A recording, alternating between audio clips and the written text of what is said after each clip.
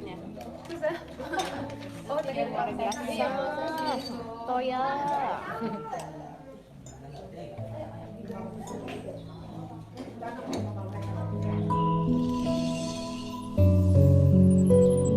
Side to side.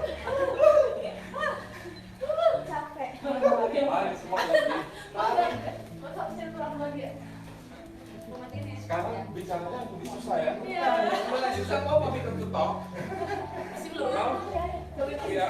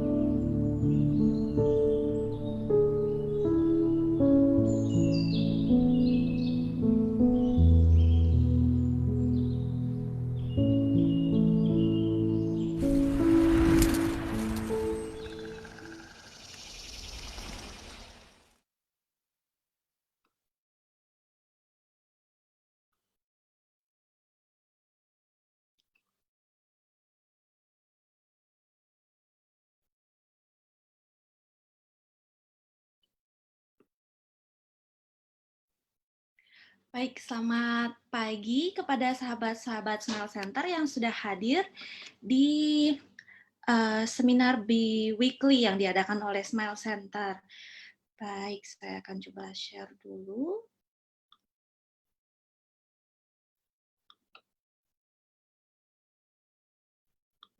Baik, pada hari ini seminar kita akan berjudul How to Forgive, Forget, and Move On. Ini adalah satu topik yang menarik yang akan dibawakan oleh Bapak Rudolf Mordecai. Namun sebelum kita mulai acara kita, mari sama-sama kita tunduk kepala dan kita berdoa menurut agama dan kepercayaan kita masing-masing. Kita berdoa. Ya Tuhan, terima kasih untuk pagi yang indah. Kami bisa bertemu bersama sahabat-sahabat Smile Center melalui aplikasi Zoom. Dan saat ini kami akan mendengarkan sebuah seminar agar kami bisa memaafkan orang-orang yang menyakiti kami, kemudian kami bisa melupakannya dan melanjutkan kehidupan kami lebih baik lagi. Kiranya Tuhan membantu kami agar kami bisa memaafkan mereka dan menjalani kehidupan kami dengan penuh kebahagiaan. Kami serahkan acara ini dari awal sampai akhir. Terima kasih Tuhan. Amin. Baik, kepada sahabat-sahabat Smile Center yang mungkin baru pertama kali ikut seminar ini, mungkin saya akan ceritakan sedikit latar belakang dari Smile Center. Apa itu Smile Center dan kenapa Smile Center didirikan?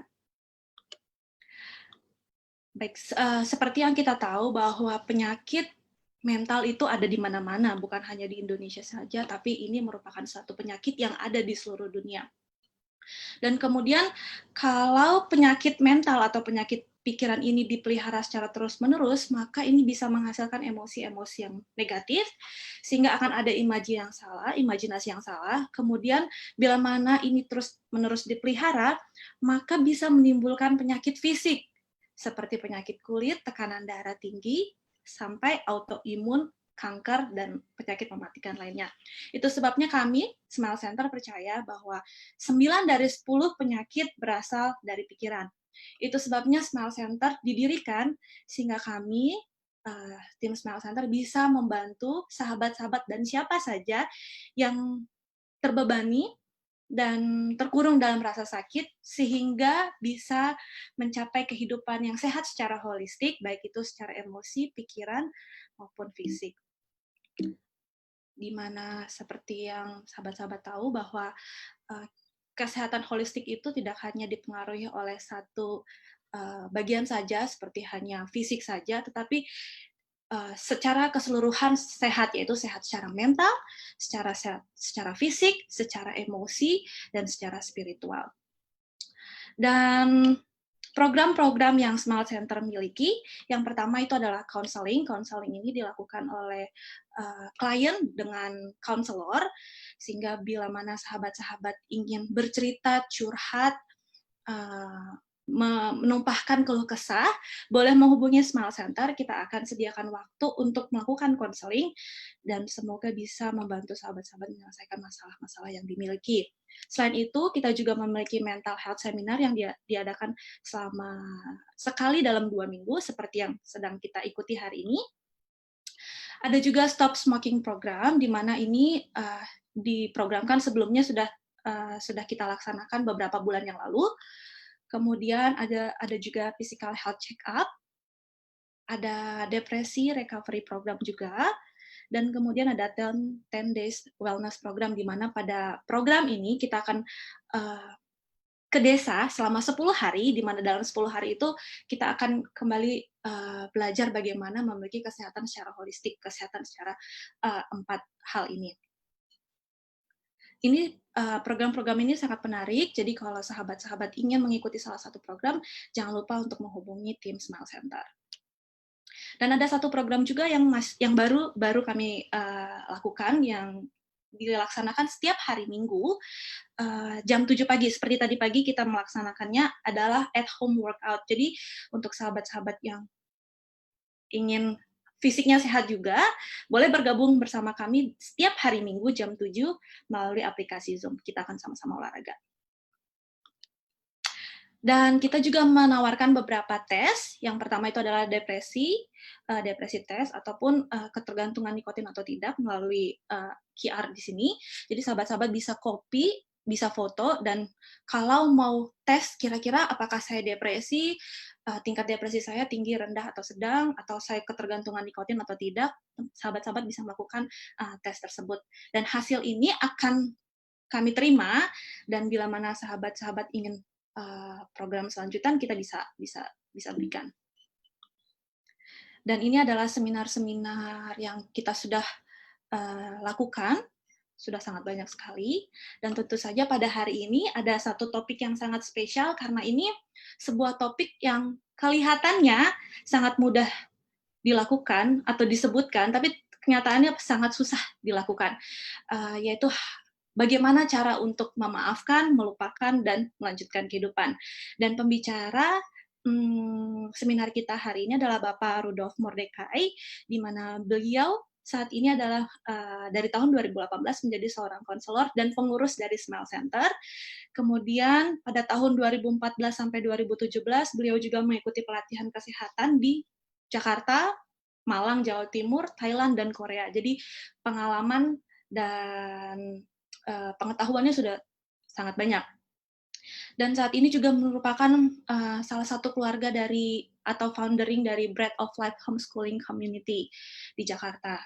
Dan beliau juga sangat aktif menjadi narasumber dari berbagai macam kegiatan ataupun acara yang berhubungan dengan kesehatan mental atau holistic health.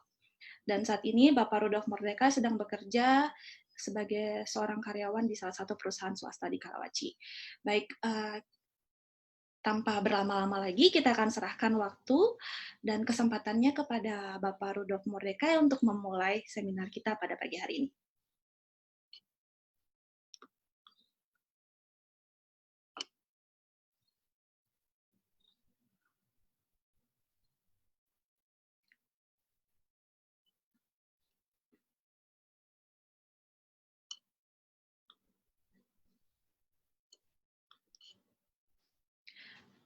Halo Bang Rudolf, mohon maaf Bang Rudolf, suaranya belum kedengeran, boleh di-unmute? Ya, oke, terima kasih. Selamat pagi untuk kita semua. Selamat pagi. Boleh dibuka videonya, kita saling menyapa. Hai.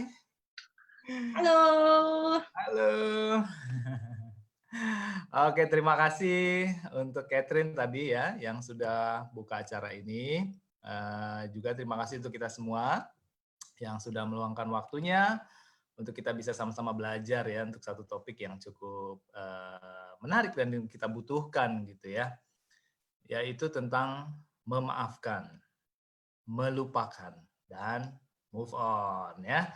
Ya, benar yang tadi dibilang Catherine itu benar banget gitu ya, di bahwa peristiwa masa lalu ini kalau nggak diselesaikan ya, kalau nggak kita taklukkan, ini akan merusak kebahagiaan kita saat ini dan kebahagiaan kita di waktu yang akan datang. Nah, kalau boleh kita nilai seberapa mahal sih forgiveness ini, maksudnya seberapa bernilai sih memaafkan ini? Mungkin kalau saya pribadi ya, kalau saya mau menghitungnya, ya mungkin kita bisa analogikan gini. Kira-kira yang membuat kita bahagia itu kalau kita dapat uang berapa sih? Mungkin sebagian bilang, oh kalau saya dapat 1 miliar saya bahagia gitu ya. Wow, berarti 1 miliar, kebahagiaan itu nilainya 1 miliar misalnya. Nah, tahu nggak kalau kita nggak memaafkan, kebahagiaan kita itu bisa rusak atau bahkan hilang. Jadi nilai kebahagiaan ini ya bisa setara dengan nilai 1 miliar tadi. Apa nilai memaafkan ini nilainya bisa sama dengan nilai 1 miliar tadi. Karena dengan kita memaafkan itu, kita mendapatkan kembali kebahagiaan yang harusnya menjadi milik kita, gitu ya. Kita menghilangkan hal yang bisa merusak kebahagiaan kita. Jadi memaafkan itu nilainya mahal gitu. Ya masing-masing kita beda-beda ya. Ya bagi sebagian orang angkanya sekian, bagi sebagian orang lagi harus sekian gitu. Ya senilai itulah nilai dari memaafkan. Karena efeknya adalah kebahagiaan kita. Oke, kita masuk ya ke dalam materinya. Nah, tahu nggak teman-teman bahwa faktanya kita semua orang di seluruh dunia pernah disakiti. Mungkin kita nggak terlalu menyadari aja ya. Ternyata memang kita semua tuh pernah disakiti. Kalau kita tarik nih ya, horizon waktu, mulai dari kita lahir sampai nanti kita meninggal ya. Dan sekarang kita ada di tahun 2020. Gitu ya. Nah kalau kita ingat-ingat flashback lagi ke belakang gitu ya. Dari sejak kita kecil, kita sudah disakiti ya. Ya nggak? Pernah nggak? Pasti semua pernah ngalamin nih. Ya, misalnya mainan kita dirampas gitu ya, sehingga kita jadi nangis gitu ya. Padahal itu hak kita loh, tapi diambil sama orang gitu. Pernah anak saya punya makanan gitu ya, terus datang anak kecil, main ngambil aja gitu. Nah anak saya ya namanya dia punya makanan dia jaga malah dipukul nah gitu ya. Jadi kita bisa lihat gitu dari kita kecil aja kita tuh udah disakitin gitu ya. Kemudian kita lanjut lagi. Mungkin pada saat kita di sekolah kita pernah dibully ya atau kita pernah diejek. Nah kalau zaman saya dulu tuh biasanya diejeknya nama bapak kita, nama orang tua kita tuh suka disebut-sebut cara ngejeknya gitu ya. Itu nggak enak kita ngedengar ya, oh bapak gue tuh kok disebut-sebut gitu ya. Tapi itu caranya untuk mengejek dulu, zaman saya. Nah, kita pernah ngalamin hal-hal seperti ini gitu ya. Kemudian kita beranjak dewasa gitu ya. Ya, mungkin kita dikecewakan oleh pasangan kita mungkin selingkuh.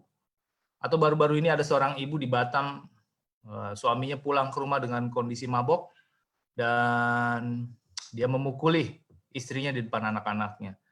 Jadi, wow, dari kita kecil ya, kita dewasa pun selalu ada peristiwa-peristiwa di mana orang menyakiti kita gitu. Atau mungkin kita kecewa dengan sikap pasangan kita yang pemabuk, kerjanya hanya mabuk. Mungkin dia nggak KDRT, tapi kerjanya mabuk. Akhirnya apa? Akhirnya ya peran dia di rumah jadi nggak dijalankan gitu ya. Kerjanya hanya hangout sama teman-temannya gitu loh. Anak-anak nggak diurus gitu ya. Dia nggak KDRT sih. Cuma sikapnya itu dia sukanya bermain dengan teman-temannya, pulangnya malam gitu. Kita seperti kok kayak nggak ditolong gitu ya dalam mendidik anak-anak atau menolong di rumah tangga, dia seperti nggak peduli gitu ya. Dan masih banyak hal lain lah yang membuat kita itu jadi marah atau kecewa gitu ya.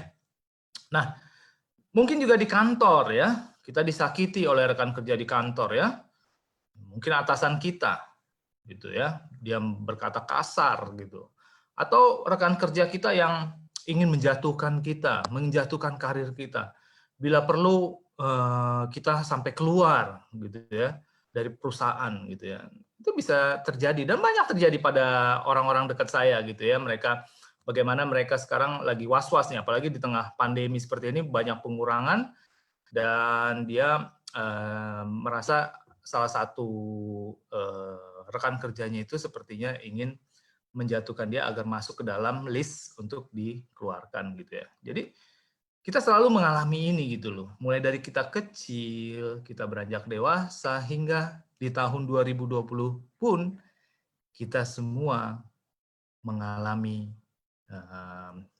disakiti oleh orang lain. Dan di tahun-tahun yang akan datang sampai kita meninggal ya kita nggak tahu, akan banyak lagi peristiwa-peristiwa ya di mana orang mengecewakan kita ya gitu ya. Jadi ini adalah bagian dari kehidupan kita, saudara. Disakiti orang itu adalah bagian dari kehidupan kita. Nah, itu sebabnya karena ini bagian dari kehidupan kita, kita memerlukan social skill yaitu memaafkan. Ya, karena ini kan akan terjadi di masa lalu dan masa akan datang gitu ya. Dan untuk itu kita harus memiliki social skill yaitu memaafkan. Nah, ini saya suka nih dengan satu flyer ini, saya dapat di internet nih.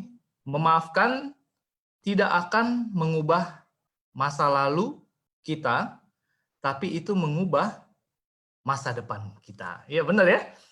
Hal-hal kepahitan itu kan sudah terjadi kan di masa lalu. Kita nggak ada yang bisa rubah, kita nggak bisa quantum leap pindah ke belakang gitu ya.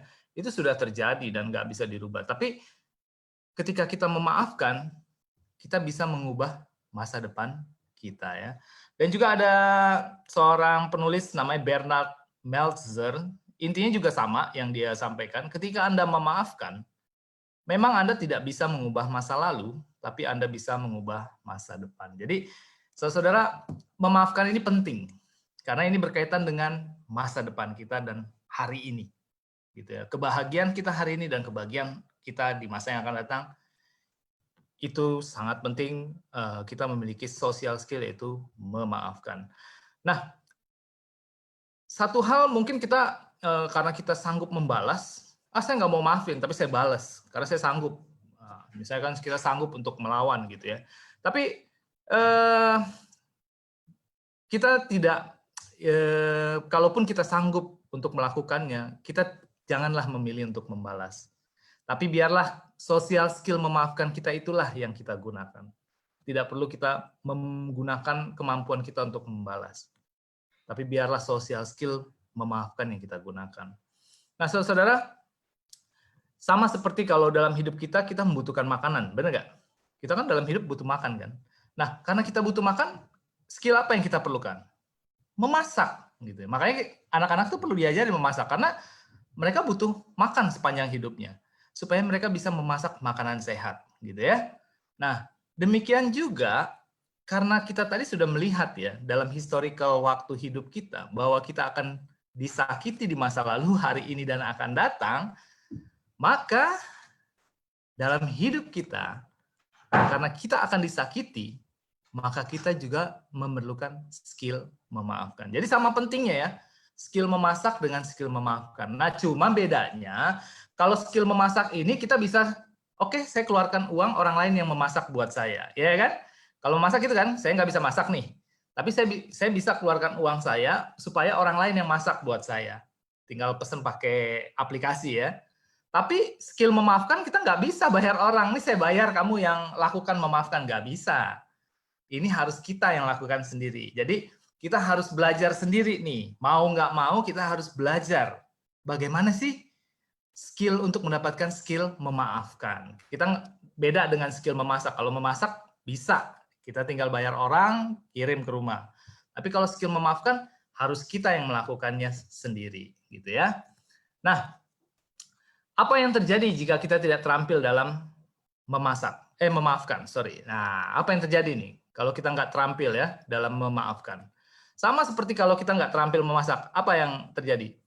Waduh, nggak enak ya makan. Padahal kita mau makan, tapi makanan nggak enak. Apa? kebahagiaan kita terganggu ya. Aduh, gimana sih kok rasanya begini gitu ya, sama seperti anak ini yang nangis ya. Nah, demikian juga saat kita tidak terampil memaafkan, kebahagiaan kita akan terganggu. Nah, tadi sempat disinggung oleh Catherine di awal ya, pada saat pembukaannya. Memaafkan itu, kalau kita nggak terampil memaafkan, kebahagiaan kita akan terganggu. Dan yang lebih fatal lagi, bukan hanya kebahagiaan yang terganggu, bisa menyebabkan sakit kanker dan lain-lain, stroke, tekanan darah tinggi, sakit kulit, wah banyak deh sakit-sakit. Makanya kalau biasa dengar seminar Smile Center kan ada dokter-dokter ya selama ini ya, bisa kita dengar ya, apa kaitannya dari pikiran kepada fisik gitu ya. Dan selama kami merawat pasien kanker ya, memang benar yang dibilang oleh Colin C. Tipping ini yang mengatakan nyaris semua pasien kanker memiliki ciri tidak mampu untuk mengampuni. Ini benar sekali, karena dari sekian pasien yang kami tangani, rata-rata kalau kita tanya ada peristiwa apa yang pahit dalam hidup mereka, ada satu nenek-nenek di daerah Sumatera sana ya, padahal rumahnya bagus loh, di atas bukit, bawahnya danau gitu, bagus sekali rumahnya, dan dia orang yang cukup berada gitu, tapi dia sakit kanker lidah. Oh ternyata pas kita tanya kenapa, sakit, ada peristiwa apa gitu ya, terus dia nangis gitu ya, terus dia bilang ya karena kamu tanya saya cerita lah, kata dia. Saya itu ditipu sama adik saya, warisan tanah dijual katanya. Oh, jadi gara-gara warisan tanahnya dijual adiknya, dia dipalsuin kali tanda tangani gitu. Nah dia akhirnya pahit ya, dalam pikirannya dia itu merasa aduh kok tega ya adik saya gitu ya. Nah kepahitan itu karena dia tidak bisa mengatasinya, itu membuat kebahagiaan dia juga rusak, dan yang lebih parah lagi pemicu dari kanker lidah dia. Kemudian banyak lagi lah cerita-cerita tentang pasien-pasien kanker yang kami tangani itu, kalau kami wawancarai biasanya ada kepahitan yang terjadi. Jadi saudara-saudara penting sekali gitu loh skill memaafkan gitu, karena selain mengganggu kebahagiaan kita hari ini dan hari esok, itu juga bisa menyebabkan penyakit di fisik kita, dan bahkan penyakit seperti yang mematikan seperti kanker dan lain-lain ya gitu ya. Jadi ini penting sekali gitu. Nah, sekarang kita mau coba belajar. Oke, saya perlu belajar skill memaafkan gitu ya. Oke, kita mulai dari mana dong? Kalau kita mau punya skill memaafkan, dari mana kita mulainya? Nah, sekarang kita mulai dengan pertanyaan-pertanyaannya dulu gitu ya. Sebenarnya memaafkan itu terjadinya di mana ya? Di mana proses memaafkan itu terjadi? Di pikiran. Jadi memaafkan itu terjadi di pikiran. Nah, kalau terjadi di pikiran, nah kita perlu belajar proses di pikiran ini ada apa ya, gitu ya. Oke, kalau kita lihat ya, memaafkan itu kan terjadi dalam pikiran. Nah, sekarang kita mau coba bedah. Ada apa sih di pikiran kita, gitu ya. Nah, di dalam otak kita, bagian yang nggak kelihatan itu namanya pikiran. Nah, pikiran itu ada namanya kemampuan pikiran. Kemampuan pikiran ini maksudnya adalah apa ya, mind faculties lah istilahnya ya. Nah, apa aja sih kemampuan-kemampuan pikiran itu? Nah, kita lihat di sini yang pertama. Nah, ternyata dalam pikiran kita itu ada kuasa memilih. Jadi makanya kita kalau ada makanan kan, misalnya ada makanan nih. Nah kan kita bisa pilih kan, saya pilih yang mana ya? Oh saya pilih yang ini aja deh, saya nggak mau yang itu, ya kan? Karena memang ada kuasa memilih, gitu ya. Ya, kemudian bisa juga, misalkan kita bilang, oke deh, saya nggak mau ke sana, saya maunya ke sini, ya kan? Karena kita ada kuasa memilih. Inilah yang mengambil keputusan, gitu ya. Nah, ini salah satu kemampuan pikirannya. Kemudian kita juga punya logika. Logika atau akal budi. Ini adalah kemampuan pikiran untuk berpikir. Sebab akibat, gitu ya. Kalau begini, hasilnya begini. Kalau begini, hasilnya begini, gitu ya. Nah, kemudian kita juga punya hati nurani. Nah, hati nurani ini adalah nilai-nilai yang kita percaya. Misalkan, kita percaya bahwa kita itu harus jujur, misalnya jangan berbohong, ya kan? Nah, ini ada di sini nih, di hati nurani, gitu. Nah, ini penting gitu ya. Kenapa kenapa manusia itu sebaiknya beragama? Karena hanya dari pencipta lah nilai-nilai yang sebenarnya, yang hakiki itu diberikan, gitu ya. Makanya kita perlu sebaiknya beragama, karena dengan beragama kita mendapatkan nilai-nilai yang benar gitu ya, yang nggak bisa disanggah gitu kan ya. Misalkan seperti kejujuran. Kejujuran itu benar kan gitu kan. Nah, kemudian apalagi misalkan kita ramah gitu ya, sopan santun, berbuat baik gitu ya. Nah, itu adalah nilai-nilai yang kita percaya, itu perlu gitu loh, sangat penting gitu ya. Kemudian juga mengenai logika, tidak semua hal kita bisa pahami kan, karena otak kita juga punya keterbatasan gitu ya. Makanya juga kita butuh hati nurani untuk kita berjalan dengan percaya. Percaya bahwa pencipta kita tuh selalu bersama kita gitu ya. Karena memang nggak semua hal bisa kita pahami secara logika gitu. Makanya kita butuh hati nurani. Itu adalah bagiannya pencipta gitu ya. Nah, kemudian apa lagi yang ada dalam pikiran? Nah, yang ada lagi dalam pikiran adalah hawa nafsu. Nah, contohnya apa nih hawa nafsu? Hawa nafsu makan. Nah, perlu nggak punya hawa nafsu? Perlu. Kalau nggak punya hawa nafsu makan gimana? Ya males makan kita ya. Kalau males makan ya sakit nanti. Malah bahaya ya. Gitu. Jadi hawa nafsu perlu gitu ya. Kemudian perasaan, emosi. Perlu nggak perasaan atau emosi? Perlu ya. Supaya kita bisa apa? Memahami orang lain, memahami apa itu, merasakan kasihnya kepada orang lain gitu ya, merasakan empati gitu ya. Jadi perasaan itu juga perlu gitu ya. Nah, kemudian imajinasi ini juga perlu ya untuk kita bisa membayangkan gitu. Oh, kira-kira begitu ya, gitu ya. Hal-hal yang baik gitu ya. Kemudian mood juga penting ya supaya kita merasa semangat ya. Kalau nggak ada mood coba ya mau kerja males, ya kan? Mau mandi males. Nah, ini bahaya gitu ya. Kalau orang-orang depresi biasanya moodnya terganggu ya, swing biasanya dia. Kalau nggak seneng banget, sedih banget. Akhirnya biasanya kalau lagi sedih banget dia males mandi gitu ya, males keluar kamar. Tapi sebenarnya mood ini bagus diciptakan oleh pencipta kita untuk membuat kita bersemangat gitu ya. Nah, kemudian ada juga memori dalam pikiran kita supaya kita mengingat ya, gitu ya. Kemudian juga ada persepsi. Persepsi ini maksudnya anggapan kita gitu ya. Oh, gini-gini gitu ya. Juga ada rasa ingin tahu, curiosity. Artinya kita pengen tahu. Sehingga itu apa? Kalau kita ingin tahu kan jadi kita pengen belajar lagi, pengen mengeksplor gitu hal-hal yang hal-hal baru gitu ya supaya kita berkembang kan. Kalau nggak ada keingintahuan, ya sudah kita nggak berkembang lagi ya. Sudah males mau tahu ini, udah nggak usah, saya nggak mau tahu ah. Nah, bahaya juga ya, nggak berkembang kitanya. Dan banyak lagi gitu ya. Nah, sekarang kita mulai lebih deeper nih, lebih dalam lagi coba kita lihat. Jadi ini ada kemampuan-kemampuan pikiran, ya kan? Seperti ini. Nah, coba kita lihat di sini. Nah, dalam segala aspek kehidupan kita ada hierarki. Coba deh teman-teman lihat deh. Dalam segala aspek kehidupan kita ada hierarki. Contohnya apa? Di kantor ya. Di kantor tuh ada apa? Presiden direktur, di bawahnya ada direktur, di bawahnya ada apa lagi? General manager, di bawahnya ada manager, di bawahnya ada asisten manager, di bawahnya ada staff, loh, ya kan? Ada hierarki kan? Nah, kenapa harus ada hierarki? Supaya semua departemen bisa berjalan dengan baik gitu kan. Ada finance, ada marketing, ada HRD gitu kan. Nah, ini kan punya fungsi yang berbeda-beda kan. Finance punya fungsi yang berbeda dengan HRD. HRD punya fungsi yang berbeda dengan marketing. Nah, supaya ini bisa berjalan dengan baik, makanya ada hierarki, ada kepalanya. Nah, kepalanya inilah yang pengambil keputusan, ya kan? Mengarahkan ke arah mana nih harus bergerak organisasi itu. Demikian juga dalam bernegara ya. Dalam bernegara juga kita ada presiden, ada menteri, ada pejabat eselon sampai tingkat bawahnya gitu, RT RW gitu ya. Juga dalam keluarga ada hierarki kan, biasanya ayah ya, kepala keluarga, kemudian ibu membantu gitu ya. Nah, demikian juga ada hierarki dalam pikiran kita. Tadi kita udah belajar kan, ada kemampuan-kemampuan pikiran. Nah, kemampuan-kemampuan pikiran ini ternyata ada hierarkinya juga gitu ya. Jadi walaupun mereka punya fungsi yang berbeda-beda, misalkan tadi ya, hawa nafsu fungsinya untuk apa? Membangkitkan selera gitu ya, untuk mendorong kita untuk makan gitu ya. Dia punya fungsi seperti itu. Tapi logika tadi kan punya fungsi yang berbeda. Dia akan berpikir sebab akibat gitu ya.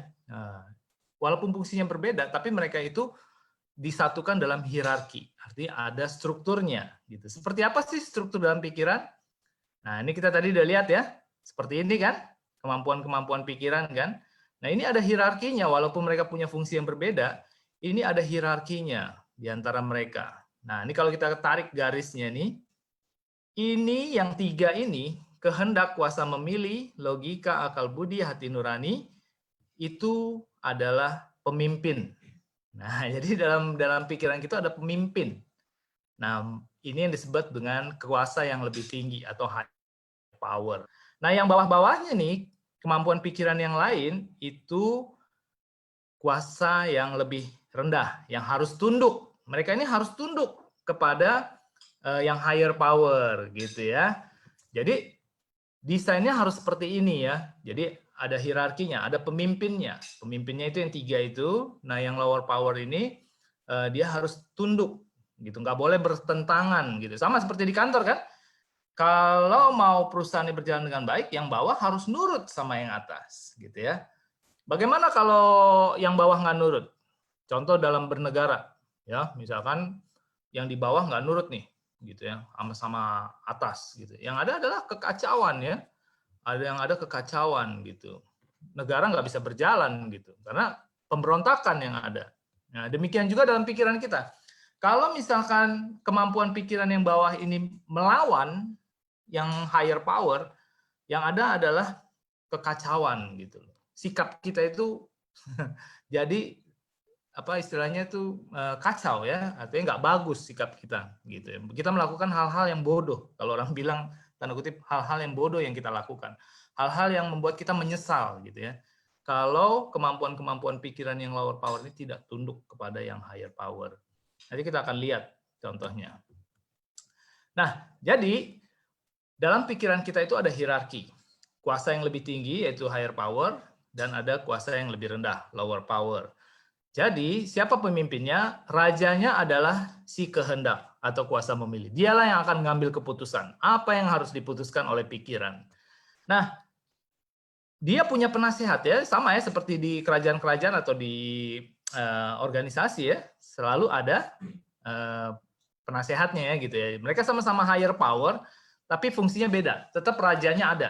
Walaupun mereka sama-sama higher power yang 3 tadi, tetapi satu rajanya, tapi dia punya penasihat 2. Yaitu yang pertama penasihatnya adalah logika atau akal budi. Jadi dia akan bertanya, logika kira-kira gimana menurut kamu, gitu ya.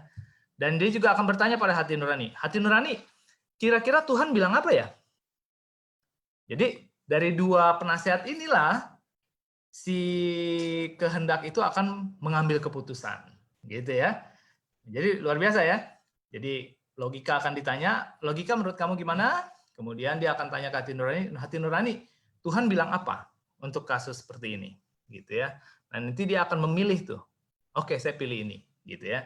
Nah, yang di bawah-bawah harus nurut atas keputusan raja dong, gitu kan. Kalau raja udah milih, yang bawah nurut kan. Nah, makanya nanti kalau ini berjalan dengan baik, nah si hawa nafsu dia akan apa? Tunduk. Oke, saya nggak mau deh. Misalkan tadinya dia mau hawa nafsu yang jahat-jahat, misalkan dia mau ya mungkin zina misalnya gitu ya.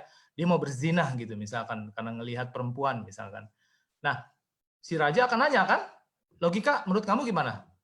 Si logika akan ngasih tahu, waduh, jangan raja, nggak baik.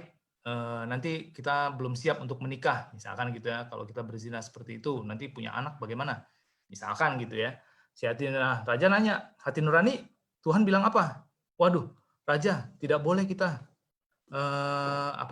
berzina sebelum menikah. Nah, nanti si raja akan bilang apa? Oke, jangan. Kalau gitu kita jangan, gitu ya. Nanti si hawa nafsu apa? Dia harus tunduk. Oke. Saya nggak akan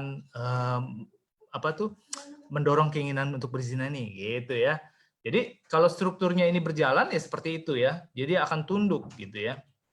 Atau misalkan untuk orang-orang yang narkoba misalkan ya, yang suka minuman keras misalkan. Nah, hawa nafsunya udah pengen kan? Saya pengen yang beralkohol misalkan gitu kan, minuman alkohol. Nah, si raja harusnya bertanya pada logika. Logika menurut kamu gimana? Waduh, raja, menurut Mbah Google, itu ternyata minuman beralkohol merusak liver, gitu ya. Oh oke. Kalau menurut hati nurani, apa yang Tuhan katakan mengenai minuman beralkohol? Wah, itu haram, gitu ya. Kita jangan meminumnya karena itu nggak bagus, gitu kan ya. Nah, si raja harusnya memilih apa? Oh oke. Hei hawa nafsu, kita jangan minum alkohol itu. biarkan teman-teman yang minum, kita jangan minum, gitu ya. Karena struktur hierarkinya berjalan dengan baik. Jadi si hawa nafsu ini tunduk kepada kehendak atau kuasa memilih, gitu ya. Nah, demikian juga ada perasaan emosi gitu ya. Kalau dia tunduk kepada proses berpikir ini, maka perasaan emosi itu akan menghasilkan bahagia, damai, tenang gitu. Makanya perlu nilai-nilai agama. Itu untuk membuat kita merasakan kebahagiaan, ketenangan, kedamaian gitu ya. Makanya penting, sangat baik untuk kita beragama. Kemudian imajinasi kita juga akan tunduk. Kita nggak akan memikirkan imajinasi yang ya tadi ya, misalkan imajinasi yang tidak baik gitu ya, yang porno atau apapun itu. Imajinasi kita itu tidak akan memikirkan, khawatir akan hari esok gimana ya ini ya, krisis COVID ini gimana. Nah, kita nggak akan seperti itu karena hati nurani akan bilang Tuhan selalu jaga kita, Tuhan selalu bersama kita, sehingga kita akan selalu damai gitu ya, tenang gitu ya. Kemudian si memori juga akan tunduk gitu ya, ingatan kita. Juga mood kita juga akan terjaga ya. Kita nggak akan, karena kita nggak khawatir, karena perasaan kita nggak khawatir, ya mood kita juga baik gitu ya, nggak swing gitu ya. Kemudian persepsi kita juga akan terbentuk dengan baik. Dan juga kemampuan-kemampuan pikiran kita lainnya itu pun akan menghasilkan yang sesuai dengan hati nurani atau nilai-nilai dari pencipta kita dan juga sesuai logika kita gitu ya. Inilah proses kerja pikiran yang standarnya, yang sesuai desainnya harusnya. Nah, sekarang kita mau lihat apa yang terjadi nih. Kalau misalkan proses pikiran tersebut tidak berjalan dengan baik, gitu ya. Atau kita mau coba bandingkan kalau misalkan itu berjalan dengan baik dan tidak baik. Contohnya ini nih.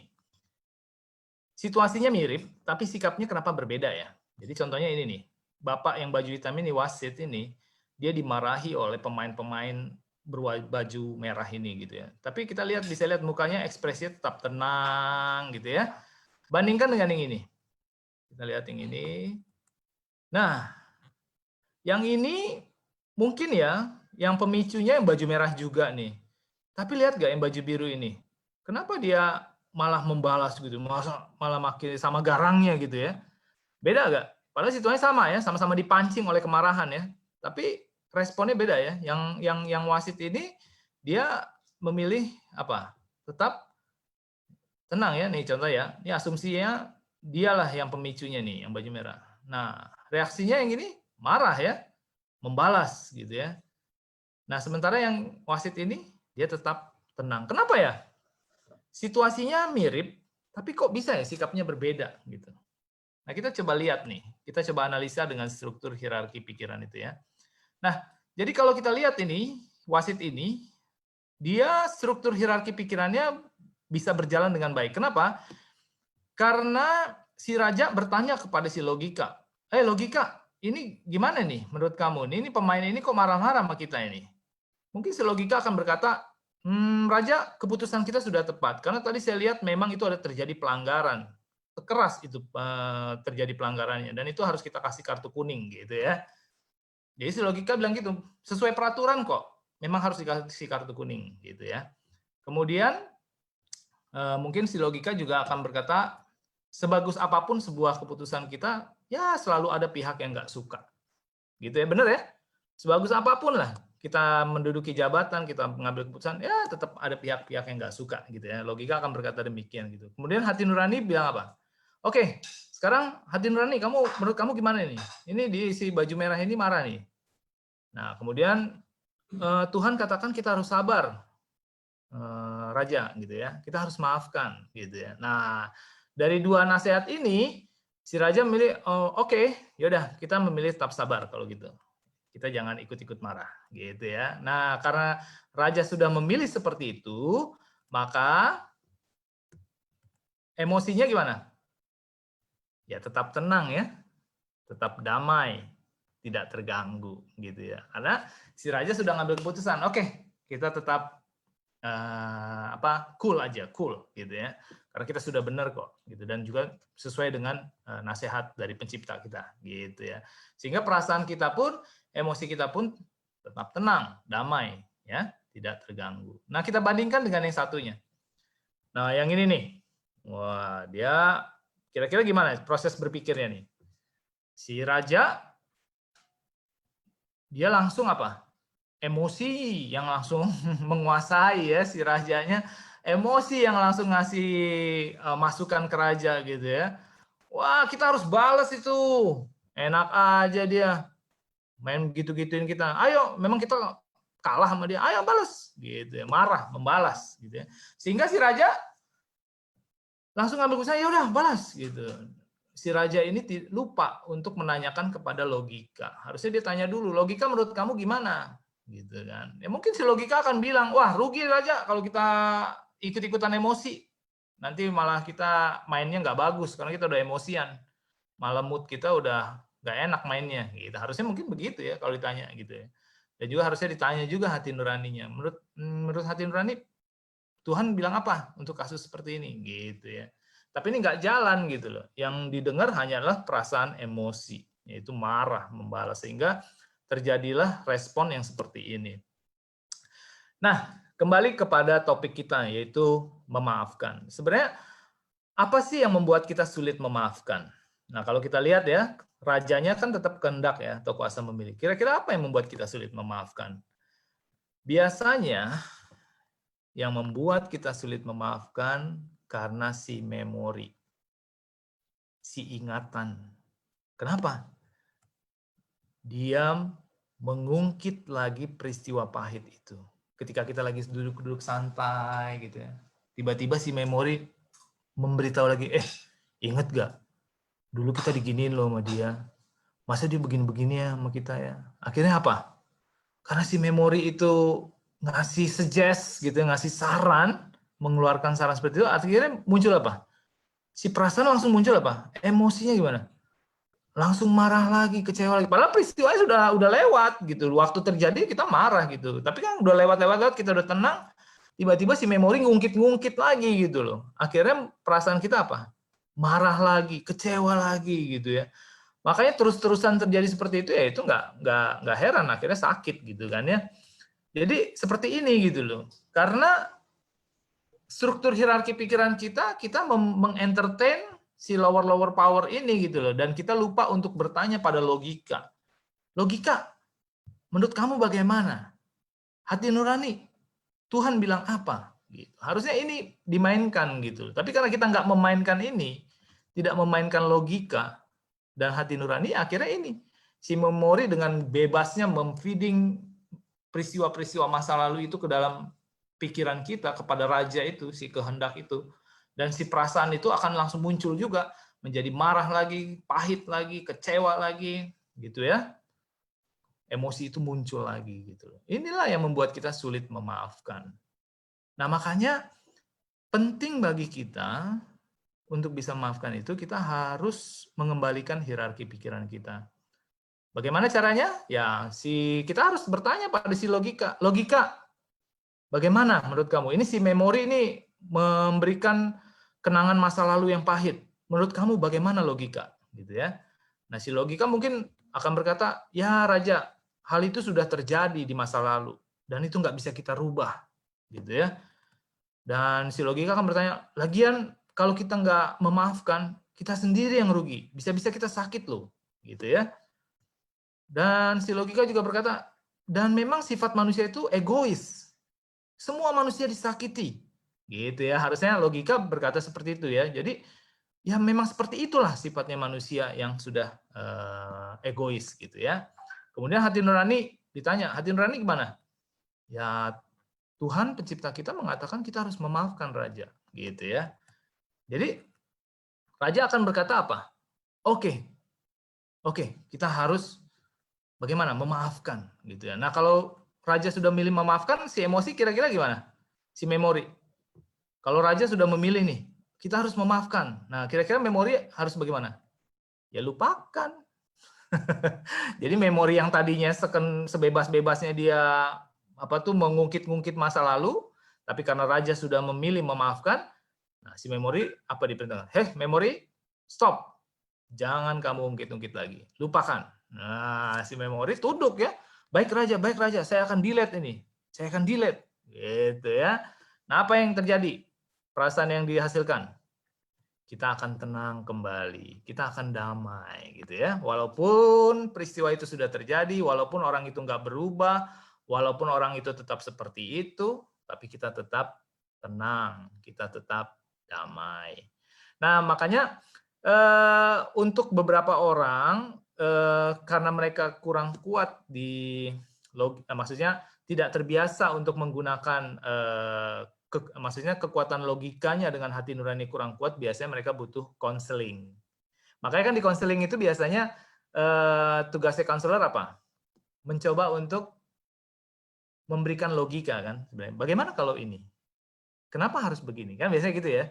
Maksudnya untuk memancing logikanya kan sebenarnya. Dan juga konselor itu yang sebaiknya juga menggunakan nilai-nilai agama gitu ya, karena itu adalah kebenaran gitu kan, masalah memaafkan gitu kan. Nah itu yang sebenarnya dibutuhkan gitu, karena dua penasehat itu harus berjalan gitu. Makanya dalam konseling itu tugas konseling adalah menguatkan ini gitu ya, penasehat kan. Nah tugasnya konseling itu seperti menularkan logikanya dia dengan hati nurani dia untuk bisa coba kira-kira menurut kamu, kalau saya sih logika saya dengan hati nurani saya sih begini. Nah, itu yang ditularkan kepada klien ya, gitu ya. Nah, si klien untuk memancing logika dia juga gitu. Iya juga ya. Jadi, pikiran dengan pikiran itu apa? Saling bisa connect gitu loh. Karena kita coba tularkan logikanya, kita coba tularkan hati nuraninya. Artinya supaya yang tadinya dia nggak punya, yang dia tadinya lemah, dia menjadi kuat sehingga dia bisa yang tadinya sulit untuk memaafkan, sekarang dia bisa memaafkan karena dia punya higher power-nya sekarang dikuatkan gitu ya, karena logikanya dimasukkan, hati nuraninya dimasukkan gitu ya.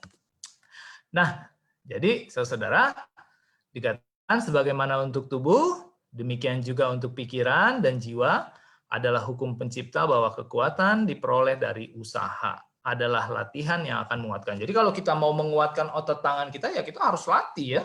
Harus latih gitu. Demikian juga kita harus terus melatih higher power kita. Jadi yang 3 tadi itu ya, si raja, penasehatnya logika dengan hati nurani, itu harus terus kita latih. Karena semakin kita latih, dia akan semakin cepat kan gitu ya. Kalau kita belajar gitu misalnya ya, kan awalnya wah 10 menit. Tapi kalau makin sering kita latihan soal, wah mulai jadi 5 menit, mulai jadi 3 menit, mulai jadi 1 menit. Demikian juga kalau kita melatih higher power kita gitu ya, logika dengan hati nurani kita ya. Nah, kita semakin cepat meresponnya dengan apa? Dengan benar gitu ya. Yang tadinya kita harus mikir dulu gitu ya, saya harus ngapain ya kalau ngadepin ini. Nah, karena kita terus melatih sehingga ketika itu terjadi kita cepat meresponnya. Jadi misalkan, oh menghadapi ini saya harus sabar, saya harus maafkan gitu ya. Jadi harus kita latih terus gitu, higher power kita gitu ya. Nah, hati-hati yang suka melatih lower power, misalkan melatih perasaannya melo-melo gitu, suka dengar-dengar lagu melo, itu hati-hati. Itu lower power. Perasaan-perasaan itu misalnya lagu-lagu putus cinta itu apa ya, kayaknya nggak berpengharapan gitu loh. Maksudnya banyak kan ya lagu-lagu melo tuh yang kayaknya aduh paling nestapa gitu ya. Nah kita harus tanya gitu loh, logika menurut kamu gimana? Harusnya logika bilang apa? Ya jodoh mungkin bukan dia orang yang tepat buat kita. Mungkin kalau kita menikah dengan dia, mungkin dia akan menyakiti kita, dia akan KDRT, mungkin dia akan selingkuh. Nah harusnya logika berkata demikian ya, dan logika harus mengingatkan bahwa ya kita nggak tahu gitu, orang bisa berubah gitu ya. Nah si hati nurani ditanya, nah hati nurani menurut kamu gimana? Hati nurani akan bilang Tuhan tahu yang terbaik buat kita, jodoh di tangan Tuhan. Harusnya kan gitu kan, sehingga kita melepaskan gitu loh. Kita nggak akan mengikuti perasaan, aduh sedih banget deh nggak jadi sama dia. Harusnya dia tuh yang jadi pasangan saya seumur hidup. Nah ini bahaya kalau kita ngikutin apa tuh lower power gitu, perasaan-perasaan itu. Ya sudah gitu loh. Tanyalah logika kita, tanya hati nurani kita. Gitu ya. Jadi kalau ada yang di sini yang lagi putus cinta ya, coba dilatih logikanya. Kalau misalkan belum menemukan alasan yang tepat, coba tanya orang lain. Kira-kira gimana sih gitu ya. Temukan logikanya dan cari hati nurani, cari dalam agama kita gitu ya. Apa sih gitu ya yang Tuhan nasihatkan gitu. Misalkan terkait dengan hubungan gitu ya. tentang jodoh di tangan Tuhan gitu ya, cari gitu loh. Nah itu yang harus dikuatin, jangan kita ngikutin perasaan kita yang kayaknya, waduh sedih banget deh. Apalagi ngelihat dia di pesta dengan orang lain, oh langsung kayak gelisah gitu, jangan gitu. Kenapa harus gelisah gitu kan? Ya kita juga kalau memang pengen dia bahagia, biarkanlah dia dengan orang lain. Dan kita juga punya pencipta yang tahu selalu membahagiakan kita tuh, pencipta kita tahu pasangan yang terbaik buat kita gitu ya. Nah, jadi harus dilatih ya teman-teman ya, logika dengan hati nurani ini gitu supaya si raja kuasa memilih itu dia bisa mengambil keputusan ya, yang terbaik buat kita dan kebahagiaan kita akan terus terjaga bahkan selalu berkembang gitu ya. Mungkin itu materinya. Terima kasih. Kembali kepada Catherine. Baik, terima kasih Bang Rudolf atas pemaparannya tentang hierarki pikiran, bagaimana cara kita bisa memaafkan, kemudian melupakan, dan move on. Sesuatu yang nggak gampang dilakukan, tapi bisa dilatih ya Bang ya. Oke, baik. Saat ini kita akan buka sesi tanya-jawab bagi sahabat-sahabat Smile Center yang mungkin dari tadi, udah pengen bertanya, kita buka sesi tanya jawabnya sekarang. Kalau ada yang mau bertanya, silahkan boleh diketik di fitur chat, atau kalau mau langsung tanya, boleh diklik aja raise hand, nanti kita akan berikan waktu untuk bertanya. Baik, mungkin sambil sahabat-sahabat yang mau bertanya boleh coba ketik. Pertanyaan dari saya aja dulu kali ya, Bang ya. Oh, sudah ada yang masuk, sebentar. Saya bacakan. Baik, Shalom Kak, saya mau bertanya, bagaimana kalau kita mudah memaafkan tapi pada akhirnya orang lain menyepelekan kita? Jadi, contohnya kalau teman kita berbuat salah sama kita, tapi karena dia tahu bahwa kita mudah untuk memaafkan terus, akhirnya teman kita itu pun jadi menyepelekan kita. Mereka berpikir bahwa, nanti juga dia memaafkan saya kok. Jadi, bagaimana cara kita bisa menghadapi orang-orang yang seperti ini? Silakan, Bang. Oke, terima kasih untuk pertanyaannya. Ya, kadang kita suka terganggu ya. Maksudnya gini, kita punya kewajiban sendiri. Orang lain juga punya kewajiban sendiri. Contohnya misalkan kita disakiti orang gitu ya. Kewajiban kita adalah memaafkan. Kewajiban orang itu apa? Bertobat gitu ya. Tapi kita sering terganggu karena orang nggak melakukan kewajibannya, kita jadi ikut-ikutan terganggu gitu. Padahal sebenarnya harusnya kita fokus pada kewajiban kita gitu loh. Masalah orang nggak melakukan kewajibannya, ya itu tanggung jawab dia kepada pencipta gitu. Contohnya di lampu merah lah misalkan. Kita terlalu fokus, kita lihat orang, wih kok pada nerobos-nerobos gitu ya. Oh yaudah saya juga, yang tadinya kita mau patuh, ikut-ikutan gitu loh. Karena kita ngelihat orang nggak melakukan kewajibannya. Padahal sebenarnya ya kita fokus aja sama kewajiban kita. Mau orang melakukan pelanggaran kayak ya sudah itu tanggung jawab dia gitu ya. Jadi maksudnya di sini seperti tadi ya, misalkan kita dizolimi terus gitu sama orang gitu ya, atau disakiti terus sama orang. Ya bagian kita adalah, kewajiban kita adalah ya memaafkan gitu loh, dan kita bersikap benar aja gitu loh. Dan masalah dia nggak berubah, masalah dia tetap seperti itu udah kewajiban dia dengan pencipta gitu. Tapi kita juga bisa untuk menegur dia gitu, untuk memberitahu, maksudnya teman, kenapa sih kamu harus begitu terus sama saya, misalkan gitu ya. Boleh juga gitu, kita kasih tahu gitu loh. Mungkin dia begitu terus karena nggak ada yang ngasih tahu, jangan-jangan. Makanya sikapnya begitu mulu ya gitu ya. Misalkan dia pelit, misalkan gitu ya, medit gitu ya. Ya boleh aja kita kasih tahu kan, friend, kamu kenapa sih nggak mau kontribusi lah gitu. Masa kamu tega sih ngelihat kita pada urunan, kamu enggak, misalkan gitu ya. Boleh juga gitu. Tapi setelah kita kasih tahu dia nggak berubah, ya sudah, itu memang kewajiban dia gitu ya dengan pencipta gitu. Jadi intinya sih kalau saran dari saya adalah kembali kita fokus kepada tanya pada hati nurani, pencipta bilang apa, nasihat Tuhan apa, ya kita fokus sama itu aja gitu. Jadi ya memang orang lain punya pilihannya masing-masing ya gitu, dan kita tahu nih masalah hierarki pikiran. Kenapa dia begitu? Ya karena hierarki pikirannya nggak berjalan dengan baik. Ya itu aja kan. Jadi kita tahu ya, memang dia begitu karena hierarki pikirannya nggak berjalan dengan baik gitu. Mungkin nilai-nilai agama dia nggak percaya gitu ya, untuk berbagi, untuk saling menolong gitu. Dia nggak percaya, ya sudahlah gitu. Mungkin gitu kali ya, Catherine ya. Sangat jelas Bang. Dan pertanyaan selanjutnya sepertinya nyambung dengan pertanyaan yang pertama, walaupun dengan orang yang berbeda. Jadi, Pak mau tanya, bagaimana melatih diri untuk menghadapi stigma orang-orang bahwa kita lemah karena memaafkan dan menerima? Karena sabar dan maaf untuk beberapa kasus seringkali dianggap sebagai kelemahan bahkan kebodohan. Jadi kita juga lama-lama ragu, jangan-jangan saya bukannya sabar tapi bodoh atau lemah. Nih gimana nih?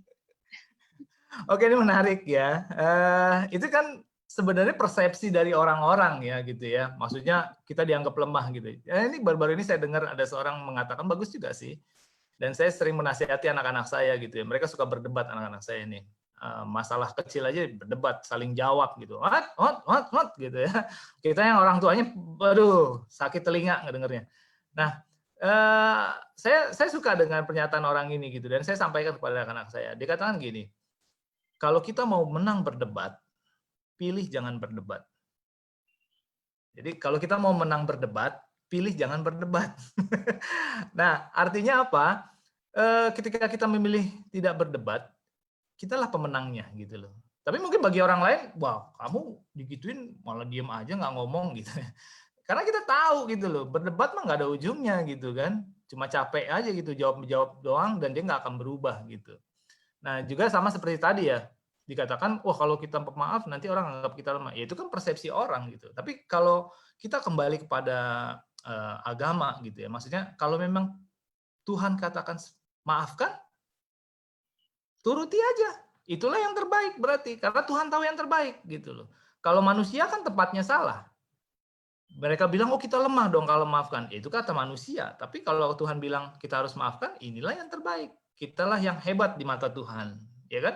Jadi di mata manusia mungkin kita lemah, tapi ingat di mata Pencipta kitalah orang yang hebat, gitu. Mungkin gitu ya. Ya, jadi tidak perlu terlalu menerima pernyataan-pernyataan orang sekeliling ya. Betul, Tugas betul. kita adalah kita dengan yang di atas ya. Betul. Fokusnya ke situ. Betul, luar biasa, sangat jelas sekali. Pertanyaan yang selanjutnya nih Bang, kita pasti sering bertemu dengan orang-orang baik yang juga sering dimanfaatkan oleh karena kebaikannya itu. Jadi kadang-kadang kalau kita mau berbuat baik, takut kecewa atau sakit hati karena takut tidak dihargai tapi justru dimaafkan. Kira-kira ada tips dan gimana caranya supaya tidak merasa kecewa atau sedih karena dimanfaatkan oleh orang lain? Ya, terima kasih untuk pertanyaan ini. Ya, jadi nah kembali lagi ya, misalkan kepada logika ketika kita menolong orang lain gitu loh. Kita bisa bertanya pada logika kita. Kira-kira gimana sih logika ini kita menolong dia ini? Nah, mungkin logika akan bilang, Raja, jangan kasih ikan terus.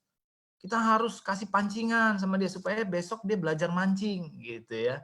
Jadi si logika bisa memberikan nasihat gitu loh.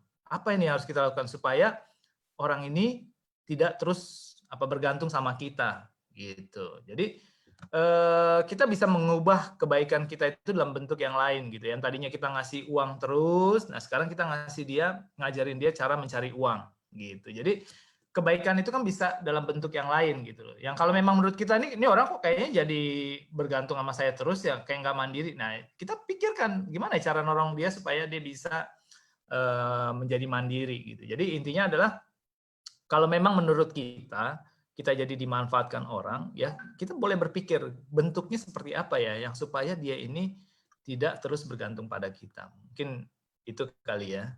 Oke, singkat, padat, dan jelas. Udah banyak nih pertanyaan yang masuk, dan pertanyaan selanjutnya, ini adalah contoh kasus, jadi mungkin lebih applicable kali ya jawabannya. Selamat pagi Pak Rudolf, saya izin bertanya. Bagaimana saat kita disakiti oleh seseorang yang kita cintai karena ternyata dia sudah menyukai wanita lain? Beberapa kali saya bertanya pada logika dan hati nurani saya, mungkin saat itu bisa memaafkan, tapi berusaha melupakan, tapi ketika melihat dia kembali, terlebih memori, teringat bagaimana dia lebih mencintai wanita lain, hati ini tetap merasa sakit. Apa yang perlu saya lakukan atau terapkan kembali agar saya bisa sepenuhnya ikhlas memaafkan dan melupakan?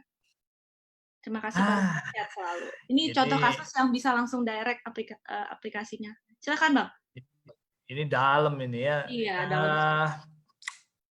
Saya cukup simpati ya dengan yang bertanya, dan saya belum pernah mengalaminya gitu ya, tapi ya mungkin ini saya bisa sharing prinsipnya ya, bahwa dalam hidup kita ini ada dua bagian. Satu bagian adalah hal-hal yang bisa kita kendalikan, satu bagian lagi adalah hal-hal di luar kendali kita. Kita nggak bisa kendalikan. Jangankan jauh-jauh, dalam diri kita deh. Saya bisa kendalikan untuk buka, tutup. Tapi ada bagian dalam diri saya yang nggak bisa saya kendalikan. Contohnya jantung. Saya nggak bisa kendalikan. Jantung berhenti, nggak bisa. Kalau nafas masih bisa. Tahan, buka, buang. Gitu. Tapi kalau jantung nggak bisa. Dia akan terus berdetak. Dup, gitu ya. Pencernaan juga gitu ya. Usus kita. Nggak bisa kita atur-atur. Pencernaan berhenti. Nggak bisa. Dia akan terus bekerja. Gitu. Artinya apa? Bahkan dalam diri kita sendiri pun ada bagian yang bisa kita kendalikan, yaitu tangan, kaki, gitu ya. Tapi ada bagian yang nggak bisa kita kendalikan. Demikian juga kita dengan pasangan. Ada bagian yang bisa kita kendalikan. Apa itu? Lakukan kewajiban kita dengan benar, gitu ya. Ya, apa? Lakukan kewajiban kita sebagai istri. Lakukan kewajiban kita sebagai suami, sesuai dengan nasihat pencipta, gitu ya. Itu lakukan kewajiban kita. Kita fokus pada bagian kita. Nah, masalah dia, perasaan dia lebih mencintai orang lain, masalah dia di luar rumah bagaimana, kita kan nggak bisa kendalikan kan pilihan-pilihan dia gitu loh. Itu adalah bagiannya pencipta. Gitu. Jadi makanya kita harus dekat dengan Tuhan. Kenapa? Karena memang kita butuh Tuhan gitu loh. Ada bagian-bagian yang memang kita nggak bisa kendalikan, dan itu adalah bagiannya Tuhan gitu loh. Jadi kita fokus pada kewajiban kita sesuai dengan apa yang Tuhan bilang gitu ya. Dan biarkan Tuhan menjaga pasangan kita saat dia tidak bersama dengan kita. Mungkin itu yang bisa saya bagikan. Ya, Catherine ya. Wah, it's so deep ya. Aduh, dalam banget. Baik, pertanyaan selanjutnya ya, Bang. Tadi kita sudah bahas mengenai bagaimana kita memaafkan orang lain. Lalu bagaimana cara kalau kita tidak bisa memaafkan diri kita sendiri? Wow. Oke. Kembali lagi ya, ini memaafkan diri sendiri. Misalkan ya, saya punya ada kenalan tuh waktu ya mungkin itu yang terjadi pada dia ya, karena keteledoran atau kelalaian dia kali ya, atau ngantuk atau apa, akhirnya mobilnya tabrakan dan keluarganya beberapa tuh meninggal gitu loh. Dan itu merasa mungkin bersalah ya, jadi nggak bisa memaafkan diri. Mungkin kasusnya mirip-mirip seperti itu ya, melakukan kesalahan diri sendiri, melakukan kesalahan di masa lalu, dan efeknya ada di masa sekarang, dan kita merasa, aduh seandainya harusnya begini, seharusnya begitu gitu ya. Nah ini nggak perlu kita lakukan. Harusnya begini, harusnya begitu, nggak perlu kita lakukan. Kembali kita bertanya kepada logika kita gitu loh. Apa logika? Ya logika kan berkata ya memang kita salah. Harusnya memang kita begini, tapi ya sudah terjadi juga gitu loh. Dan kepada hati nurani bertanya juga, gimana hati nurani? Ya memang manusia tempatnya khilaf ya, gitu ya, tempatnya salah gitu loh. Tapi ya kita bisa melakukan yang terbaik mulai hari ini dan yang akan datang gitu loh.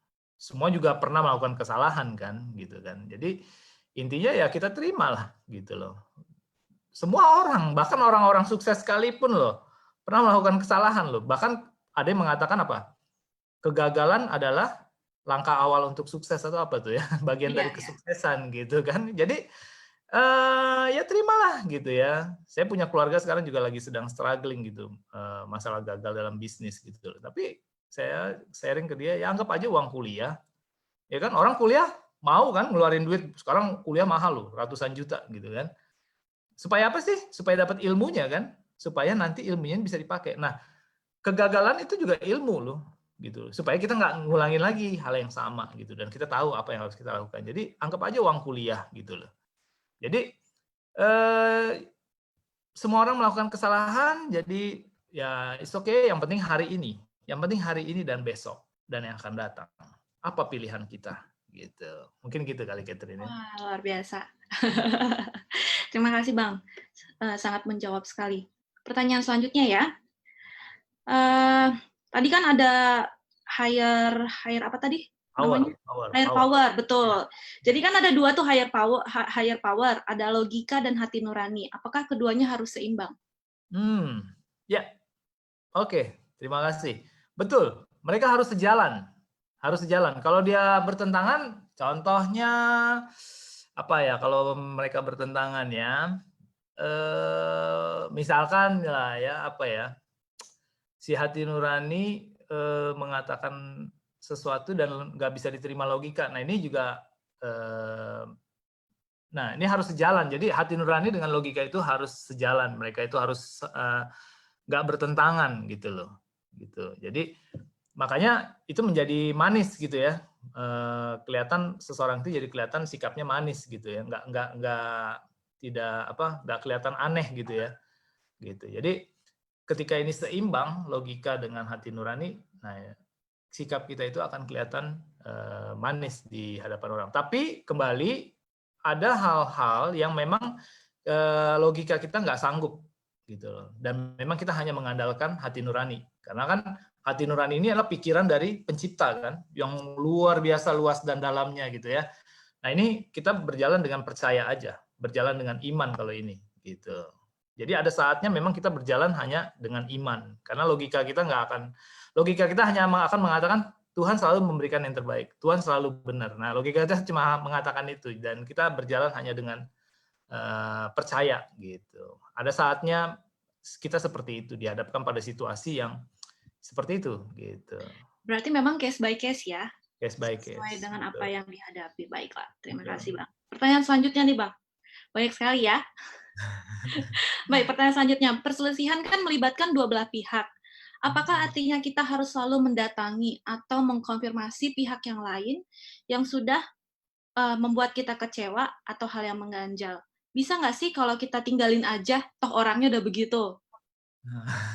Karena kan, iya betul, mengerti maksudnya Bang ya. Oke. Dilanjutkan pertanyaan kedua, karena kayak gini, bisa nggak sih kita forgive tapi unforgot? Jadi ya udahlah tinggalin aja, emang orangnya begitu, ya udahlah aku maafin sih, cuman aku tetap ingat ya kamu orangnya gitu. Mungkin seperti itu Bang. Kira-kira gimana nih? Ya tadi kita sempat di salah satu slide kita itu kan ketika si raja memilih untuk memaafkan, memori itu akan delete gitu ya. Sebenarnya pasti lupakan gitu loh. Kalau misalkan itu nggak dilupakan, berarti si memorinya masih melawan sama si raja gitu kan. Karena raja kan udah bilang maafin gitu loh. Tapi kalau si memori bilang enggak, saya mau tetap ingat, saya mau tetap save itu, mau tetap simpen. Nah ini berarti si memori ini belum tunduk sama si raja. Karena kalau dia tunduk pada si raja, dia akan bilang oke, saya delete raja memori ini. Gitu harusnya ya, gitu. Nah, yang pertanyaan pertama tadi gitu ya, gimana nih kalau ngadepin orangnya, terus gimana kalau kita tinggalin aja ya?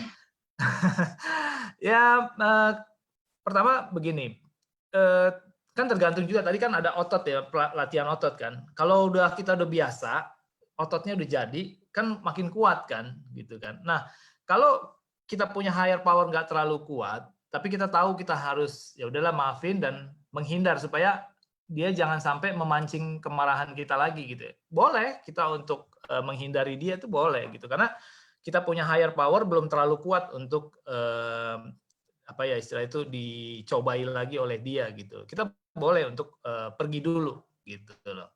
Sampai kita latih dulu higher power kita itu, sehingga ketika bertemu dengan dia kita perasaan kita emosi kita itu nggak terganggu gitu loh. Jadi kalau higher power kita itu belum terlalu kuat, kita boleh untuk menghindari orang tersebut gitu. Sampai kita latih, kita kuatin dulu logika dengan hati nurani kita.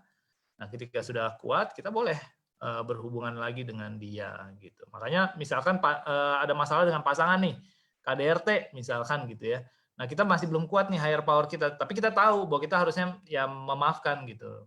Nah, kita boleh untuk maksudnya pergi sejenak deh, jangan di rumah itu dulu gitu. Karena kalau di rumah ketemu dia lagi kan masih terpancing lagi gitu kan, nanti higher power-nya goyang lagi gitu. Jadi kita boleh pergi dulu sejenak, kita kuatin higher power kita, baru kita kembali lagi ke rumah gitu untuk menghadapi pasangan kita lagi gitu. Baik, sepertinya sudah mengcover semua pertanyaan. Apakah sahabat-sahabat Smile Center masih ada yang mau ditanyakan? Baik, kalau tidak ada yang ditanya, pertanyaan terakhir untuk membungkus semua pelajaran yang kita dapatkan hari ini, Bang.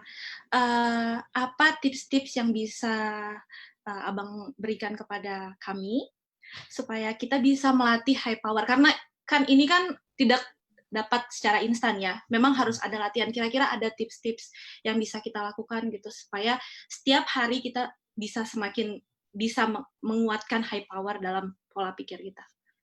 Oke, terima kasih. Bagus banget. Jadi pikiran kita tuh sama seperti fisik kita. Fisik kita butuh apa sih tiap hari? Butuh makan, ya kan? Coba kalau kita nggak makan, kurus, lemas. Pikiran kita juga perlu dikuatkan. Nah, tadi kita butuh higher power itu apa? Hati nurani. Nah, hati nurani ini adalah nilai-nilai dari agama. Kita harus setiap hari membaca kitab suci kita masing-masing gitu ya. Baca apa nasihat pencipta di situ. Terima di dalam pikiran kita. Kita harus terima itu. Ketika kita menerimanya, ketika nanti kita menghadapi suatu peristiwa, hati nurani kita akan memberitahu, pencipta bilang begini loh. Pencipta bilang begini gitu. Nah, logika juga harus kita latih gitu. Sebab akibat. Oh iya ya. Kalau begini ya begini ya. Kalau begini gini gitu. Jadi ini harus kita latih higher power kita. Gitu. Jadi kita jangan kita harus membiasakan untuk berjalan dengan higher power yang menguasai lower power. Jangan udah nggak baca apa tuh kitab suci, dengarnya lagu-lagu melo. Waduh, ini nonton film-film itu kan yang buat kita nggak tahu orang beragama atau bukan nih gitu, misalkan gitu ya. Kalau dia beragama bagus gitu, nilai-nilai agama dia masukin situ. Tapi kalau dia sendiri nggak beragama, kita akan mendapatkan apa nilai-nilai yang lower power semua gitu loh. Nah, jadi penting gitu loh untuk kita itu setiap hari mengisi dengan nilai-nilai agama ke dalam hati nurani kita dan juga logika kita dikembangkan gitu ya. Sehingga higher power kita ini tetap terjaga. Dan kita harus ingat kalau buat fisik jangan cuma makan doang ya. Kalau makan doang gimana? Gembrot ya, lebar, lemes ototnya. Kita juga harus latihan kan, olahraga. Nah, gimana latihan untuk pikiran? Nah, sebenarnya orang-orang jahat ini atau orang-orang yang menyakiti kita ini sebenarnya itu adalah latihan buat kita. Jadi Tuhan itu mengizinkan mereka hadir dalam hidup kita untuk kita merasakan bagaimana memiliki sifat seperti Tuhan. Karena Tuhan itu kan pengampun ya. Nah, kita nggak akan pernah tahu rasanya mengampuni yang Tuhan berikan pada kita kalau kita nggak pernah bertemu dengan orang-orang yang menyakiti kita. Jadi latihannya untuk pikiran kita itu adalah kita bertemu dengan orang-orang yang menyakiti kita, terutama pasangan kita. Itu biasanya latihan terhebat itu menghadapi pasangan kita gitu ya, karena tuh setiap hari kita bersama dia gitu ya, banyak hal yang membuat kita tuh aduh gitu ya. Nah, tapi itu sebenarnya kita harus ingat, oh ini adalah latihan gitu loh, untuk saya bisa merasakan sifat seperti pencipta gitu, sehingga sifat kita sama dengan sifat pencipta gitu kan. Nah gitu, jadi dan itu menghasilkan kebahagiaan gitu. Kalau sifat kita sudah sama dengan sifat pencipta, itu yang kita rasakan adalah kebahagiaan, kedamaian gitu ya. Mungkin seperti itu Catherine penutupnya. Baik, terima kasih Pak Rudolf, sangat jelas sekali. Dan kiranya ilmu yang baru saja di-share bisa menjadi insight-insight yang baik bagi semua yang mendengarkan pada pagi hari ini. Baik, sebenarnya ada beberapa pertanyaan dari sahabat-sahabat Smile Center yang belum dijawab, tetapi karena biasanya kita akan selalu membuka breakout room, di mana kita akan membuka sesi cerita, curhat, atau kalau masih ada pertanyaan-pertanyaan sehubungan dengan topik yang kita bahas, yang sudah kita bahas hari ini, sahabat-sahabat jangan leave dulu karena nanti selesai acara kita akan buka breakout room. Jadi Bang Rudolf sendiri nanti akan menjadi salah satu fasilitator kita yang akan tetap menjawab semua pertanyaan-pertanyaan yang mungkin masih menjanggal soal topik yang baru saja kita bahas. Sekali lagi terima kasih Bang Rudolf. Semakin sukses dalam pekerjaan dan segala sesuatu yang dilakukan. Amin, amin. Oke. Baik, sahabat-sahabat Smile Center, kita sudah selesai melakukan sesi Q&A, tanya jawab. kami tetap mengundang sahabat-sahabat Smile Center untuk bergabung bersama kami setiap 2 minggu, karena setiap 2 minggu sekali kita akan melakukan bi-weekly mental health seminar, dan 2 minggu depan kita akan membahas mengenai sleep right, feel bright, di mana role of sleep in mental health. Mungkin sahabat-sahabat berpikir, kok ada perasaan moody, gampang marah, kemudian susah tidur, insomnia, depresi, dan ini akan kita bahas secara rinci 2 minggu depan. Jadi sahabat-sahabat jangan kehilangan kesempatan untuk bergabung bersama-sama kami di 2 minggu ke depan di acara mental health seminar yang diadakan oleh Smile Center. Baik, dan tentu saja kami tetap butuh support dari sahabat-sahabat semua, baik itu melalui doa maupun bila ada donasi bisa support kami melalui BCA atas nama Beatrice Eka Putri, bisa difoto, dan kemudian bila mana ada sahabat-sahabat Smile Center yang ingin bergabung bersama kami dengan semua program-program yang kami miliki, ini adalah sosial media kami, baik itu email, website, Instagram, Facebook, dan nomor telepon. Bila mana sahabat-sahabat juga rindu untuk melakukan konseling, boleh menghubungi kami, kita akan membuat jadwal khusus buat sahabat-sahabat dengan para konselor kami. Baik, sampai di sini seminar kita pada pagi hari ini. Terima kasih dan sampai jumpa di seminar berikutnya. Dan bila mana sahabat-sahabat masih mau ikut sesi selanjutnya, yaitu breakout room, jangan kemana-mana, karena sebentar lagi